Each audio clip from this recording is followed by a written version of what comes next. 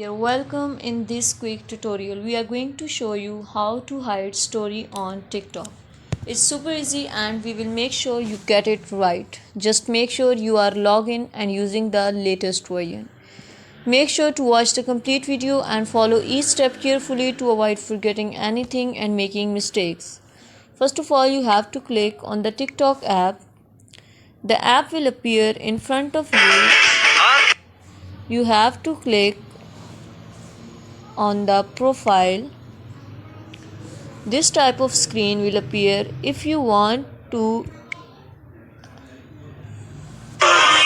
save this story or hide this story, click on the three dots. Now you can see the different options. You will click on privacy setting. You can see who can watch, followers, friends, only me. You can select that option to which people you want to share this. That was all that how to hide story on TikTok from other people. Thank you so much. Please consider showing your support by commenting, liking, sharing and subscribing to our channel for more valuable content in the future. Your engagement is highly appreciated. I wish you good luck. Thanks a lot.